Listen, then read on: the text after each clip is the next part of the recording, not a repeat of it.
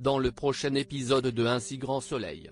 Tandis qu'Anne est confrontée au cambrioleur, Elisabeth et Alain ont la folie des grandeurs. En parallèle, Berthier fait face à une terrible déception. Attention, les paragraphes qui suivent contiennent des spoilers sur l'épisode d'Un si grand soleil diffusé demain soir sur France 2. Si vous ne voulez rien savoir, ne lisez pas ce qui suit. Vendredi 10 mai dans Un si grand soleil. Anne est confrontée au cambrioleur au petit matin. Anne est convoquée au commissariat et reconnaît avoir eu une aventure avec Laurent Bordet, l'un des cambrioleurs. Comme elle affirme qu'elle ne lui a jamais parlé du coffre-fort de son mari, le capitaine Léonie décide d'organiser une confrontation. Au cours de celle-ci, Laurent Bordet et Anne reconnaissent avoir eu une liaison. Si le cambrioleur se montre particulièrement graveleux à l'égard d'Anne, il assure en revanche ne pas avoir cambriolé sa demeure ni tué son mari. En quittant le commissariat, Florent explique à Anne que la police a suffisamment d'éléments probants contre Laurent Bordet. Ce n'est désormais plus qu'une question de temps avant qu'il avoue et balance son complice.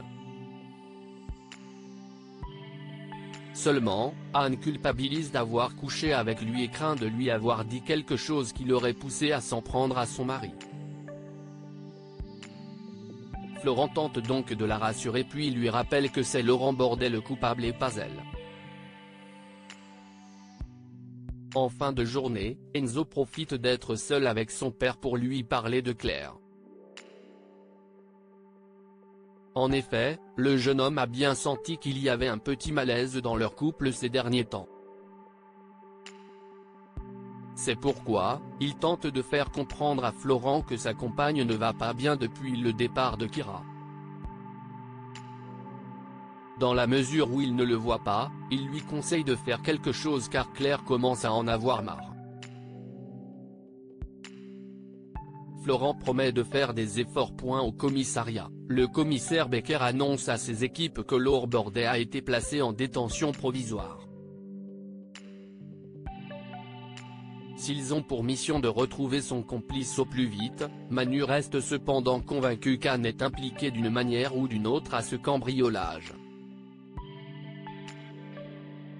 Elisabeth et Alain ont la folie des grandeurs. Alain et Elisabeth ont décidé de se marier cet été en petit comité. Ils ont d'ailleurs choisi de s'unir pour la vie à Vérone uniquement en présence de leurs témoins. Elisabeth appelle donc Claire pour lui demander d'être son témoin pour son mariage, ce qu'elle accepte avec plaisir.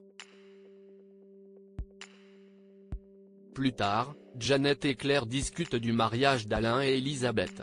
Si elle est très contente pour eux, le docteur Lewis aurait toutefois préféré qu'ils fassent une vraie fête. Dans l'après-midi, Alain se rend à l'hôpital pour faire un bilan. Après lui avoir dit qu'il pourrait reprendre le travail la semaine prochaine, Janet le félicite pour son mariage. Tandis qu'elle cherche à savoir s'il souhaite vraiment fêter ça en petit comité, Alain reconnaît qu'il a été surpris par la proposition d'Elisabeth. Alain réalise alors que sa compagne a fait cela uniquement pour lui faire plaisir. De retour chez lui, Alain propose à Elisabeth d'organiser une grande réception pour leur union. Ce qu'elle accepte avec joie. Le couple se met ensuite d'accord pour trouver un lieu qui pourra accueillir 150 personnes. Berthier fait face à une terrible déception à elle. Cosmétique, Léonore questionne Berthier sur sa relation avec Mathilde, la femme qu'il a rencontrée sur une application de rencontre. Bien qu'elle ait raté son avion, Mathilde et Berthier ont prévu de se voir ce soir.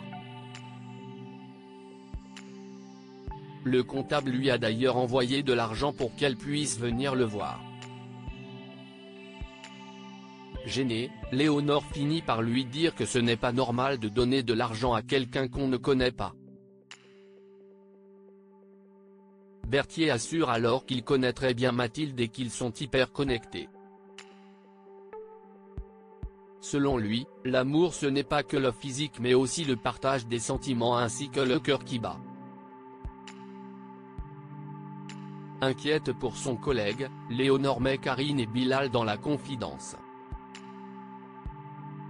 Convaincus eux aussi qu'il est victime d'une arnaque sentimentale, ils profitent de croiser Berthier dans les couloirs de l'entreprise pour le questionner sur sa vie. Immédiatement, le comptable comprend que c'est Léonore qui les envoie et les prie de le laisser tranquille avec Mathilde. De son côté, Karine cherche à lui faire comprendre qu'il est peut-être en train de se faire avoir par un brouteur mais Berthier le prend mal puis les envoie balader. À la fin de la journée, Berthier se rend à l'aéroport avec un bouquet de fleurs. Malheureusement, Mathilde n'est pas là. Cette dernière lui envoie peu après un message pour lui dire qu'elle ne viendra pas parce que sa mère est malade. Vivement déçu, le comptable de Elle Cosmétique jette le bouquet à la poubelle avant de rentrer chez lui.